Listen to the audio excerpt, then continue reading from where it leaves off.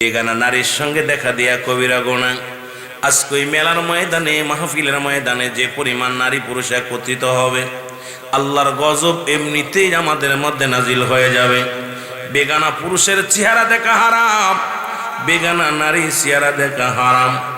আজকে বাবা এই কথাগুলো বললে অনেক বক্তার মনটা বেজার হয়ে যায়, অনেক আলেম কষ্ট পায়।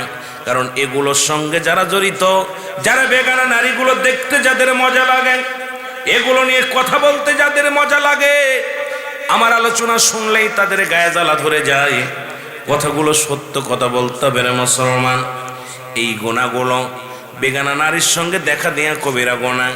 যাদের সঙ্গে দেখা করা জায়েজ তাদের সঙ্গে বিয়ে করা হারাম, যাদের সঙ্গে দেখা করা হারাম তাদের সঙ্গে বিয়ে করা জায়েজ। এখন শরীয়তের দৃষ্টিতে আপনার বউ, আপনার মেয়ে, আপনার মেয়ে ছেলেগুলো আজকে যে মাহফিল, ওরস মাহফিলে পাঠায়া দিলেন, আল্লাহর কসম করে বলি আপনি নিজেই হাজী সাহেব জাহান্নামের লাড়কি হয়ে গেলেন। জোরে বলেন ঠিক কিনা? কষ্ট হচ্ছে আপনাদের? কোথায় আজকে অবস্থা, জাতি কোথায়? আমার ভাইরা, আমার বন্ধুরা, এবারে গুনাহগুলো মাফ যদি করাইতে হয়, আল্লামা মুফতি মুসলমান শোনো, মুসলমান শুনে নাও, খুদবি রহমাতুল্লাহ বয়ান করে, দুনিয়ার মানুষ শোনো, জীবন ভরে যত গুনাহ করেছ, এই গুনাহর কথা মনে করে বান্দা যখন খাস তওবা করে আল্লাহ বলে ডাক দেয়, বান্দা যখন জীবনের গুনাহর কথা মনে পড়ে চোখের পানিগুলো ছেড়ে বলে আল্লাহ বলে ডাক দেয়, আমার আল্লাহ রব্বুল আলামিন ওই বান্দার জীবনের সমস্ত গুনাহগুলো মাফ করে দিবে। জোরে বলা যাবে না সুবহানাল্লাহ? সুযোগ পেয়েছেন, অপূর্ব একটা সুযোগ, জান্নাতের বাগান। এই মেলায় বসে যদি আপনি আল্লাহর দরবারে খাস তওবা করে বলেন, আল্লাহ আমি পাপী, আমি গুনাহগার, আল্লাহ গো আমারে তুমি মাফ করে দাও।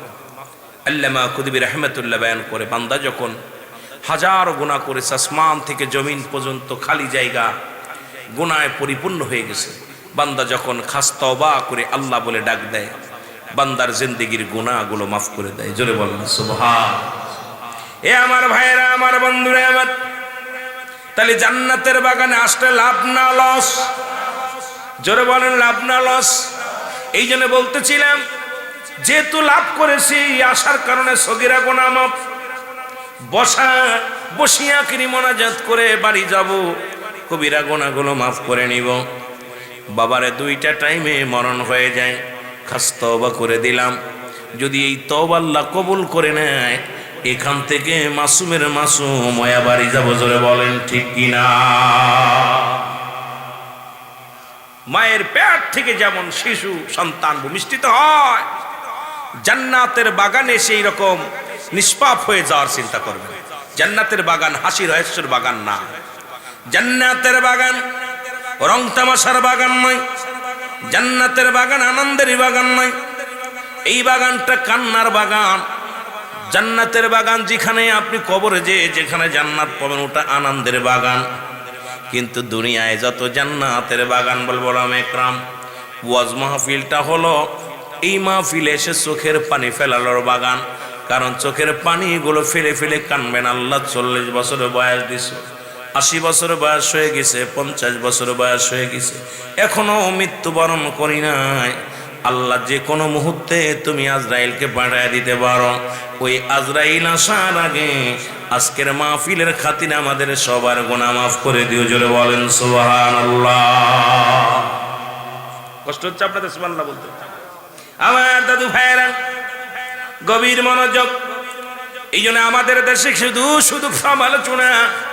আম্মা জান আয়েশা সিদ্দিকা রাদিয়াল্লাহু তাআলা আনহার কদমের মধ্যে নবী বলেন, আয়েশা রে, আমি জাহান্নামে গেলাম, আমি জান্নাতগুলো দেখলাম, ওই জাহান্নামের মধ্যে দুই শ্রেণী মানুষ বড় কষ্টের মধ্যে আছে, বড় বিপদের মধ্যে আছে। আয়েশা রে, আয়েশা সিদ্দিকা বলে, ইয়া রাসূলুল্লাহ, ইয়া হাবিবাল্লাহ, এই দুই শ্রেণী মানুষ কারা?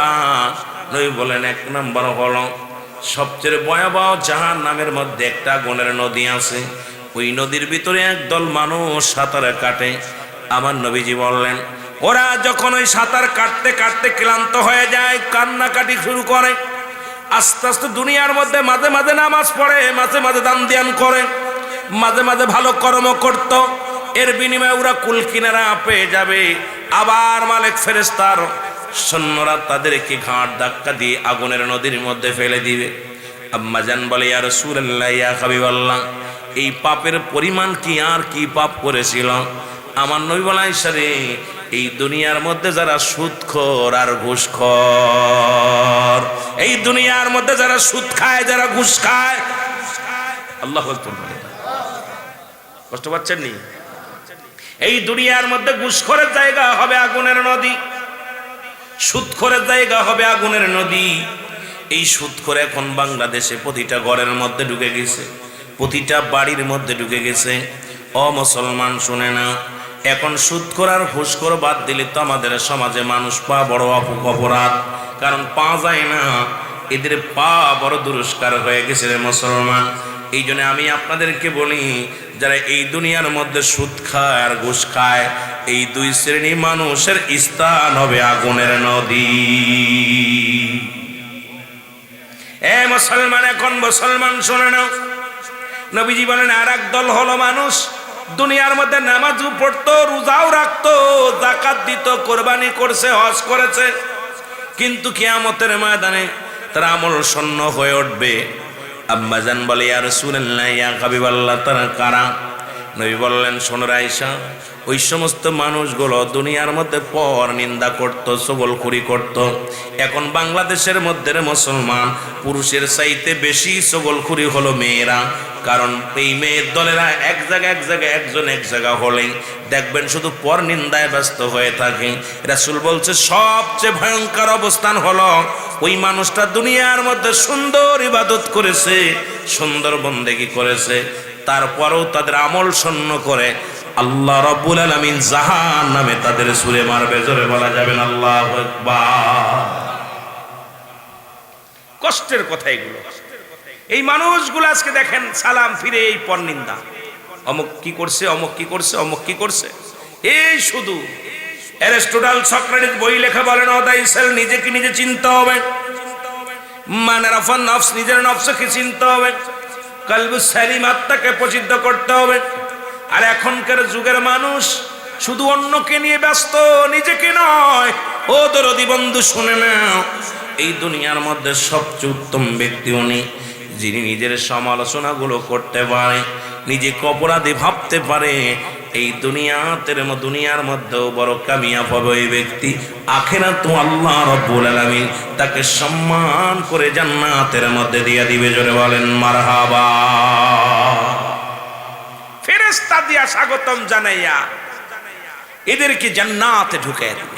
আল্লাহু আকবার। আমার ভাইরা, আমার বন্ধুরা, আমার গভীর মনোযোগ। ওই যে আমাদের ভিতরে এখন তিন শ্রেণী আলেমও জাহান্নামে যাবে, জান্নাতে যাবে না। কয় শ্রেণী? তিন শ্রেণী আলেম। তার মধ্যে এক নাম্বার আলেম, যার ভিতরে অহংকার প্রবেশ করেছে, মানুষের ভিতরে নয়। রাসূল বলছে এই তিন শ্রেণী আলেম বড় লাঞ্ছিত হবে, যারা এলেম অর্জন করেছে অন্যকে পরাজয় করানোর জন্যে, সে অন্যের ভুল ধরার জন্যে, শুধু তার নিয়তি ছিল আমি বড় পণ্ডিত, তার দুনিয়ার সব গরু। আলেমদের বিষয় বলে অন্য জায়গায় যাওয়ার দরকার নেই। নবীজি বলছেন এই সমস্ত মানুষগুলো দুনিয়ার মধ্যে তিন শ্রেণী আলেম জাহান্নামে যাবে। তার মধ্যে এক শ্রেণী হলো দুনিয়ার মধ্যে এলেম অর্জন করেছে, নিজেকে বড় পণ্ডিত মনে করার জন্যে, অন্যকে পরাজয় করার জন্যে, অন্যকে সে কি করার জন্য, অন্যের সঙ্গে জয়লাভ করার জন্য এলেম অর্জন করেছে। এই এলেম অর্জনকারী জাহান্নামে যাবে। দুই নাম্বার হলো যে এলেম অর্জন করেছে দুনিয়ার মধ্যে যশখ্যাতি নাম বাড়ানোর জন্যে, যে আমি রুহুল আমিন ছাড়ার কোনো বক্তা নাই, আমার মতো বড় পণ্ডিত আর দুনিয়ায় নাই, এই নাম কেনার জন্য দুনিয়ার মধ্যে এলেম অর্জন করেছে, এও যাবে জাহান্নামে। আর এক দল আলেম যাবে জাহান্নামে, যারা দুনিয়াবি কামানোর জন্যে, এই দুনিয়ার ধন সম্পদ অর্জন করার জন্য যারা এলেম অর্জন করেছে, এই তিন শ্রেণী আলেমকে আল্লাহ পাক জাহান্নামের মধ্যে ছুঁড়ে মারবে। জোরে বলা যাবে না আল্লাহু আকবার। তিন শ্রেণী মানুষ, এখন আল্লাহ কমিনান নাস মানুষের মধ্যে আছে মায়াকুলু, তারা বলবে আমান্না, তারা ঈমান আনছে বিল্লাহি আল্লাহর প্রতি, ওয়াবিল ইয়াউমিল আখির, আখিরাতের প্রতি বিশ্বাস স্থাপন করেছে, ওমা হুম বিমুমিনিন।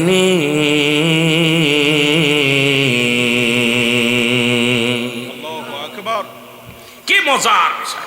মুনাফিক তো মানুষের মধ্যে আছে। এই মুনাফিক গুলো ধরাতে যে কোথাও যা লাগবে না, কোরআন খুললেই মুনাফিক গুলো চেনা যাবে। আমার ভাইরা, আমার বন্ধুরা, আমার তৎকালীন জামানার মধ্যে একদল মুনাফিক ছিল, যে রাসূলকে ধোঁকা দেওয়ার জন্য গেছে, নবীর সঙ্গে ধোঁকা দিয়েছি। আদম শফিউল্লাহ থেকে আখিরে নবী রাহমাতুল লিল আলামিন, যিনি সমস্ত নবীদের নবী, যিনি সমস্ত মাখলুকাতের নবী, যিনি কুল কায়নাতের নবী, যিনি নবীদের নবী, সেই নবীর সঙ্গে ধোঁকা দেওয়ার জন্য কিছু মুনাফিকেরা জড়িত হতো। নবীর সঙ্গে তারা ধোঁকা দেওয়ার চিন্তা ভাবনা নিত। আল্লাহ কয় না হাবিব, না না, ওরা মুমিন মুত্তাকিন বলে দাবি করবে। ন ন, কারণ ওরা মুমিন নয়, মুত্তাকিন নয়। ওদের জন্য আমি আল্লাহ রেখে দিলাম উইদ্দাতুল কাফিরিন। ওই কাফের বেঈমান মুনাফিকদের জন্য প্রস্তুতি রাখলাম 7টা জাহান্নাম। কয়টা জাহান্নাম? কথা বলেন না কেন? মদিনা যাইতে পারলাম না, মদিনা দেখতে পারলাম না, বলেন মদিনা যাইতে পারলাম না, মদিনা। আরো জোরে বলেন মদিনা যাইতে পারলাম না, মদিনা। আমি অসহায় তাই এত দূরে রই, বলো অসহায় তাই এত দূরে রই, দূর থেকে সালাম জানাই, শুধু দূর থেকে সালাম জানাই, মদিনা যাইতে পারলাম না, মদিনা। আরো জোরে বলেন মদিনা যাইতে পারলাম না, মদিনা। এই দুনিয়ার মুসলমান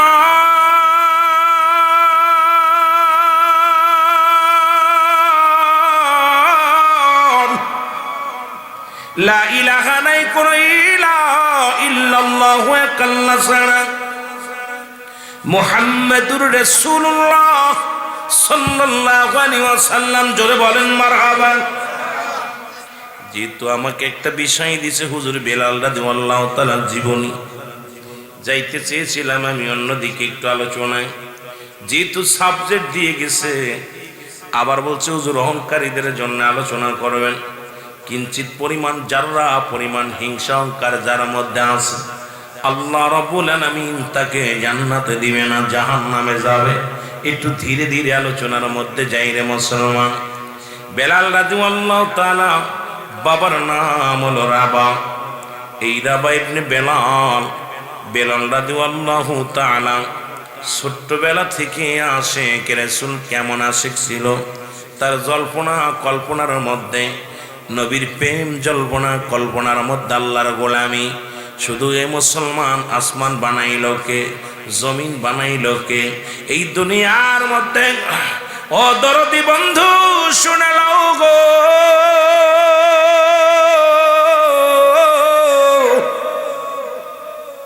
হযরত বেলাল বাবাকে ডাকতে বলে, বাবা ও আমার বাবা, এই দুনিয়ার মালিক কে, আসমানের মালিক কে, জমিনের মালিক কে? বাবা গো তুমি বলে দাও এগুলোর মালিক কে? বলে সবগুলোর মালিক হলো আমার নেতা। বলে তোমার নেতার মালিক কে? কয় তোমার নেতার মালিক নেতা। বলে বাবা গো আমার মালিক কে? কয় তোমার মালিক আমি। বেলাল কয় না না, এই সব কিছুর মালিক রব্বে কারিম, কারণ লা ইলাহা ইল্লাল্লাহু মুহাম্মাদুর রাসূলুল্লাহ সাল্লাল্লাহু আলাইহি ওয়াসাল্লাম। এ দরদি বন্ধু শোনো গো, বেলাল রাদিয়াল্লাহু তাআলার বাবা, তখন তো বেলাল শুধু বেলাল, হাফসি গোলাম।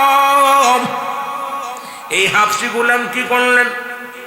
ও দুনিয়ার মানুষ শোনো, হাফসি গোলাম বাবাকে বললেন, বাবা গো, এই আসমান কে বানাইছে, জমিন কে বানাইছে, সূর্য কে ডুবায়, সূর্য কে উদয় করে, এই জমিনে কে রাত নামায়, কে দিন আনে, এর গবেষণার মধ্যে বেলাল রাদিয়াল্লাহু তাআলা চলে গেছেন। তখন তৎকালীন জামানায় হযরত বেলালের বাবা একজন কৃষক ছিলেন, ভালো কৃষক। রাসূলুল্লাহর জামানার মধ্যে বিশাল একজন বড় কৃষক ছিলেন বেলাল। বেলালকে মুসলমানরা বানিয়ে বিক্রি করে দিলেন। আর এমন একজন মানুষের কাছে অনেক লম্বা ইতিহাস, পিছনের ইতিহাস। বেলাল রাদিয়াল্লাহু তাআলাকে বিক্রি করে দিলেন উমাইয়ার কাছে। উমাইয়া নিয়া বকরি চড়ানোর দায়িত্ব দিলেন বাড়িতে নিয়ে। ডাকতে বলে, বেলাল, আজ থেকে তোমার দায়িত্ব হলো বকরিগুলো চড়ানো। এই মাঠ থেকে ও মাঠে, মাঠ থেকে ও মাঠে তুমি বকরিগুলো চড়াইবা। বেলাল বকরি চড়াইতে যায়।